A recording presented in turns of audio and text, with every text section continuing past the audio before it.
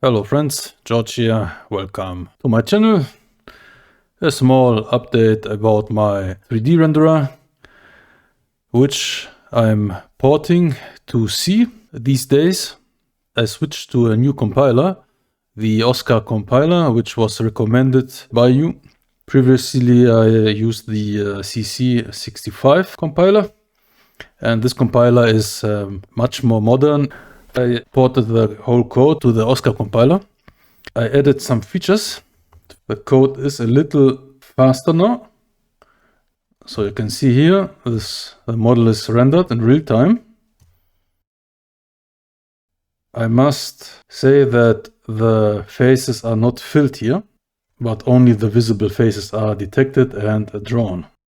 Because this model is convex, this works. If you have models that are concave, this would not work. I built in a feature to draw the model as wireframe, and you can see here the code is not much faster due to the fact that I haven't heavily optimized the code yet, but I wanted the option. The cool thing is here that with a 1 MHz machine, you can actually do some real-time stuff here, even though it's not 25 frames per second, but we have 1 frame per second. That's okay. And it's fast enough. And that's the whole goal of the program here, to make some beauty shots of 3D models. So what I also implemented is that we have double buffering here, so the screen doesn't flicker when I do a rotation. Oh, that's a cool thing. So if you remember my old version, my first version in BASIC, the rendering a model took a few minutes depending on the size. The downside is now that you cannot render as large models as in BASIC. BASIC had 60 kilobytes free. The code was written in that way that I didn't load the whole object in the memory, but I passed the model data through sequential files. This is aimed to be as fast as possible, but you can still render big models up to, I would say, 1000 vertices, and that's not bad.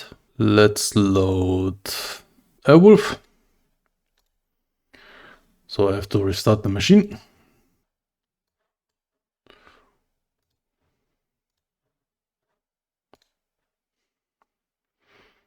So you can see here the loading process. Much faster.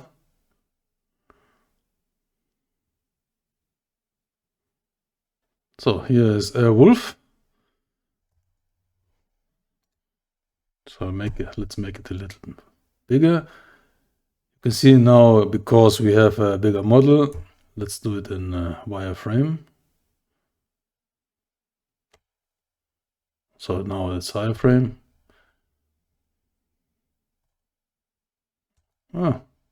21, 22, 23, 24, 25, 5 seconds. Not bad.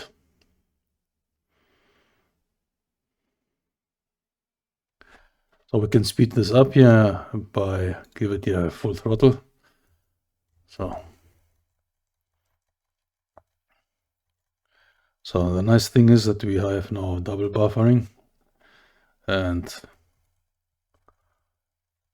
it's very much, the state is very much the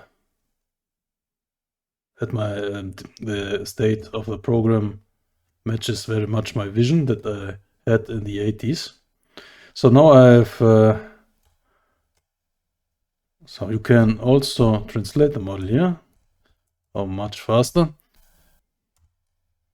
21, 22, 23, 24, 25, 26, 27, 28, 29, 2010, 10 seconds. Okay, that's realistic. Every face here is detected, the visible face, and every face is filled out. So the translation part is a little faster because we don't have a rotation here. I think 21, 22, 23, 24, 25, 26, 27, 28. No, not much faster. Okay. So friends, that's the state of my renderer.